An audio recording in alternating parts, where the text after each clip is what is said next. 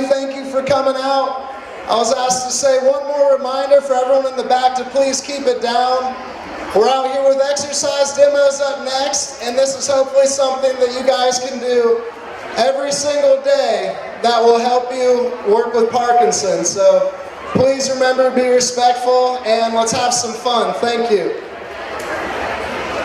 So, first off, my name is Robert Sorey. I'm an exercise physiologist for Knox Community Hospital in Mount Vernon, Ohio. So it's about an hour away from here, off to the east a little bit. I just wanted to say thank you for everybody coming out today.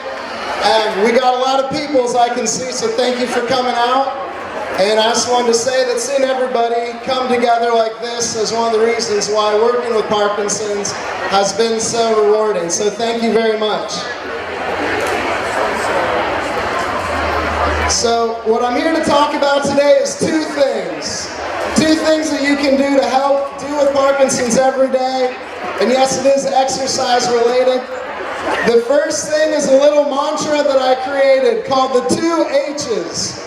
So this is something that you can tell yourself every day.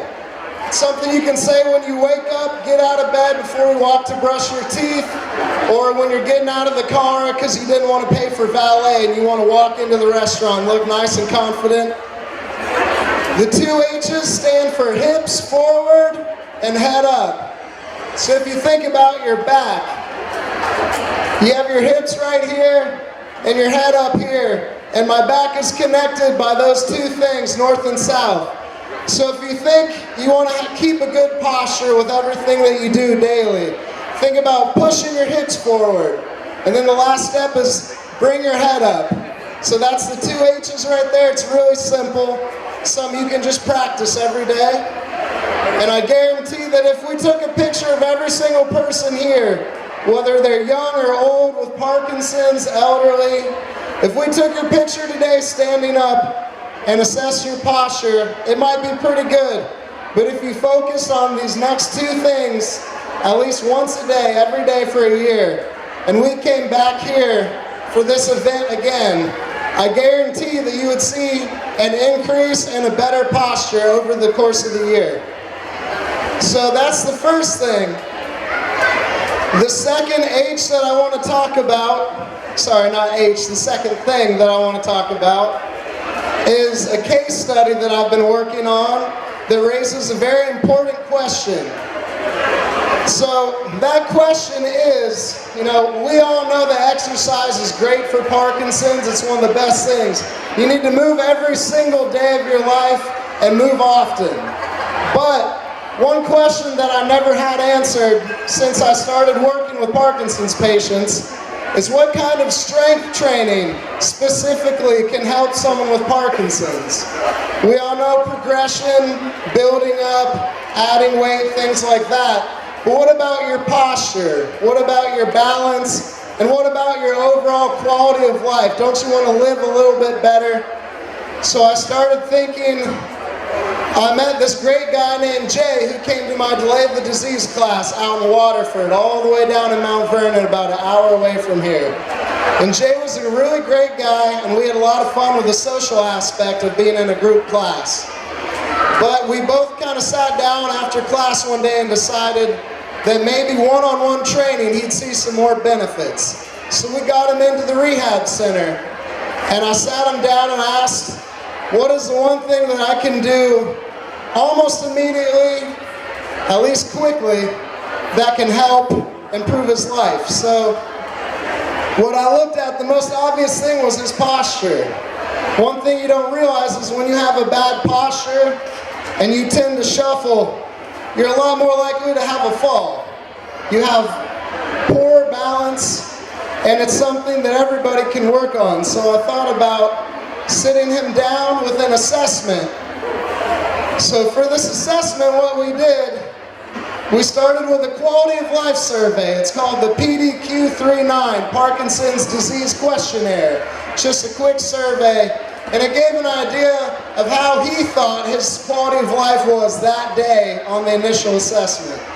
We also did a movement screen, like an FMS, functional movement screen, if you've heard of that, if you're in PT or maybe personal training. And we also created a functional strength assessment called the pick and place, where you have to bend down, pick something up, and put it up as high as you can on a wooden therapy ladder. And whatever rung up from the floor that you can hit it on, that's how you know. So anyways, I'll move on. After the assessment, one of the most important exercises that we started to use that could improve his posture over the 3 months from now to earlier this spring is the deadlift. So most people might think if you're in a diseased population, you probably shouldn't do a deadlift. That sounds scary. But it's really not that bad. It's what you do when you go to pick up anything safely, like move furniture around the house. You have to sit down, get your hands under it, get your hips under you. And before you can actually stand up and lift anything, you need to pick your head up, straighten your back, and stand up by pushing your hips forward. Just like the mantra I said earlier, hips forward, head up. It makes sense. Keeps your back straight. So I started him off in a cable machine where I could manipulate the height that he was pulling from, because the range of motion was not great initially, and I could also manipulate the weight. Eventually he got so good at the form in the cable machine of picking his head up and pushing his hips forward, pulling the weight up, that I moved him on to kettlebells like this one right here. So at first we progressed on and had to use a platform about 12 inches high, because I wasn't going to ask him to go all the way down here and then deadlift some heavy kettlebells. That just doesn't sound safe. So we had it up on a 12-inch platform, head up, and hips forward to deadlift. And the whole key of doing these deadlifts was to strengthen the muscles in the posterior chain, the things that you can do to strengthen your core and have a better posture. So anyways, I'll skip forward to the end. About in August, we ended the case study, and we found that his PDQ-39, his quality of life survey, according to him, had improved about 30% over just 3 months. After that, we also did a functional assessment and balance screen. His balance had improved by about 10 seconds holding one leg up, and his walking had been better too. So anyways, those are the, hey Brutus. Alright, so those are the 2 things that you can do in short. So remember, keep your hips forward, your head up, no matter where you go. Hips forward, head up, get that kettlebell. There you go, head up. And then hips forward, you got it.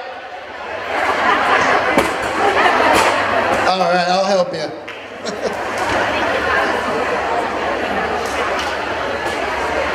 Alright, so thank you for having me out. I hope you guys have a great rest of your event.